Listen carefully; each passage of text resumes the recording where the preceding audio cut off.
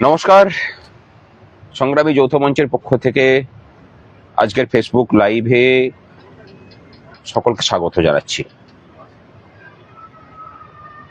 অনেকগুলো বিষয় নিয়ে আজকে এই ফেসবুক লাইভে আসা। বকেয়া ডিএ মেটানো নিয়ে সরকার পোষিত ক্ষেত্রের বিভিন্ন ডিপার্টমেন্টকে নিয়ে গতকালকে 1 তারিখে 1 এপ্রিল ফিনান্স ডিপার্টমেন্টের মিটিং ছিল। আপনারা সকলে অধীর আগ্রহে অপেক্ষা করে আছেন যে সেই মিটিংয়ে কি হয়েছে। আমি মিটিংয়ের ভিতরের খবর বলি। সেই মিটিংয়ে কিন্তু কিচ্ছু কংক্রিট কিচ্ছু হয়নি। মিটিংয়ে গিয়ে এই বিভিন্ন ডিপার্টমেন্ট থেকে আধিকারিকরা যখন ওই মিটিংয়ে গিয়ে পৌঁছান, তখন অর্থ দপ্তরের যারা লোকজন ছিলেন তারা তখন বলেন যে নতুন করে আবার তথ্য চেয়ে পাঠান। তারা তখন বলেন যে সমস্ত তথ্য তো আপনাদের কাছেও আছে এবং তথ্য আমাদের কাছেও আছে, আপনারা বললে পরে আমরা রেডি করে রেখেছি, পাঠিয়ে দিতে পারি।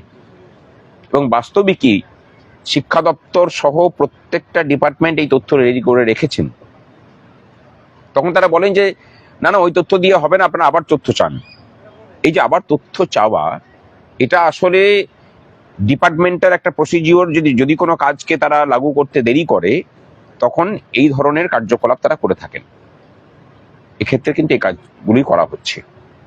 কথা ছিল যে employees of the state of West বেঙ্গলের সমস্ত স্তরের কর্মচারীকে প্রথম কিস্তির টাকা ইমিডিয়েটলি মেটাতে হবে, আর বাকিদের ক্ষেত্রে বাকিগুলোকে 31শে মার্চের মধ্যে 2 কিস্তির পাওয়ার কথা ছিল।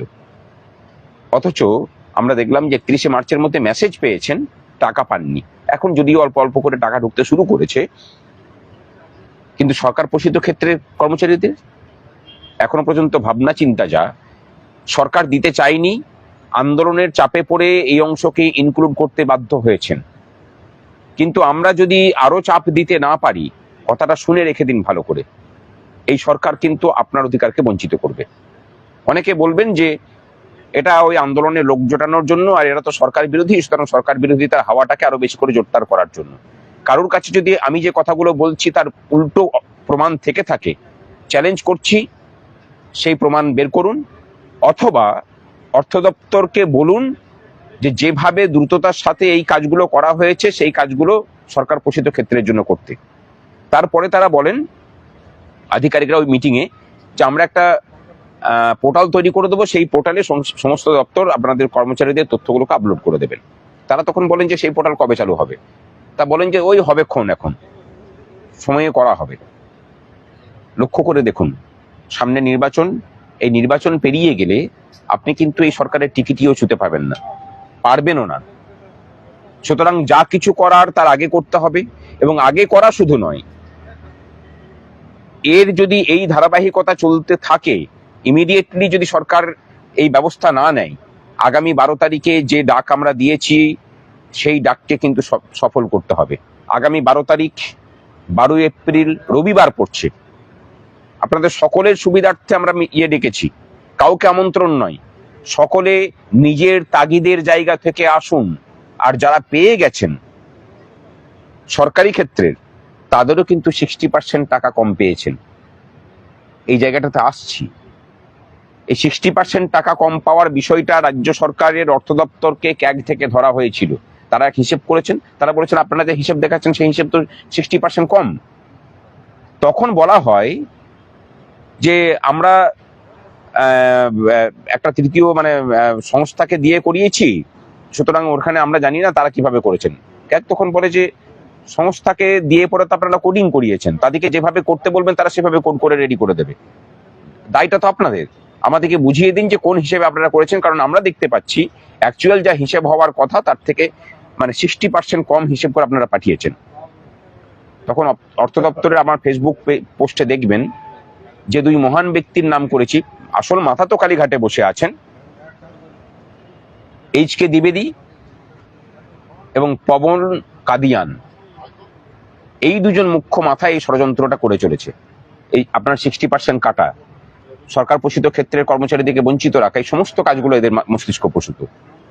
আমরা এই সবগুলোর বিরুদ্ধে আইনি লড়াইয়ের যা যা প্রস্তুতি প্রয়োজন, একদম কংক্রিট স্টেপ আমরা নিচ্ছি, বিশ্বাস করে রাখুন। 15 তারিখে শুনানি হবে, তার ধীরে ধীরে ধীরে ধীরে আমাদের সব কাজ দেখতে পাবেন। কিন্তু রাস্তার আন্দোলনটা তার আমরা কয়েকজন মিলে করতে পারি না।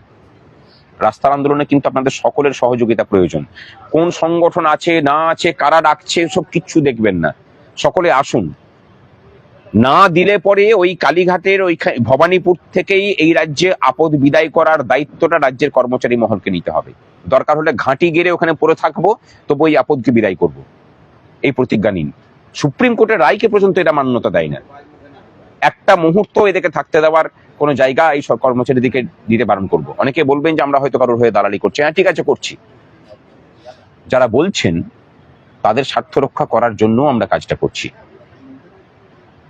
12 তারিখ 12ই এপ্রিল হাজরা মোড়ে বেলা 12টার সময় মিছিল।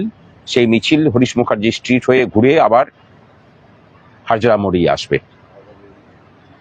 লড়াইটা কিন্তু সকলের। পরিস্থিতি বুঝতে পারছেন, যে অবস্থার দিকে রাজ্যটা যাচ্ছে, এই লড়াইটা রাজ্যটাকে বাঁচানোর লড়াইও। প্রতিষ্ঠান বিরোধিতার প্রকৃত লড়াইটা যদি কেউ করছে, সংগ্রামী যৌথ মঞ্চই করছে। এই শাসকের প্রত্যেকটা চক্রান্তের চোখে চোখ রেখে জবাব যদি বিগত 3 বছর ধরে কেউ দিতে পেরেছে, আমাদের মতো কেউ দিতে পারেনি। নির্ভীকভাবে, আপোষহীনভাবে এই ধরনের কথাবার্তা বলার ক্ষমতা কেউ জুটায়নি। খুব দুর্ভাগ্যের বিষয় হলো এটা সত্যি। প্রাতিষ্ঠানিক দুর্নীতি বিষয়ে লক্ষ্য করে দেখুন, বিরোধী দলগুলো পর্যন্ত চুপ করে আছে। আমরা অত্যন্ত ব্যথিত সেগুলোকে নিয়ে। আরো একটা বিষয় আছে, এই প্রাতিষ্ঠানিক দুর্নীতির ফলে 26,000-এর চাকরি গেছে। 26,000-এর মধ্যে সবাই যেমন যোগ্য নয়, এবং 26,000-এর মধ্যে সবাই অযোগ্যও নয়।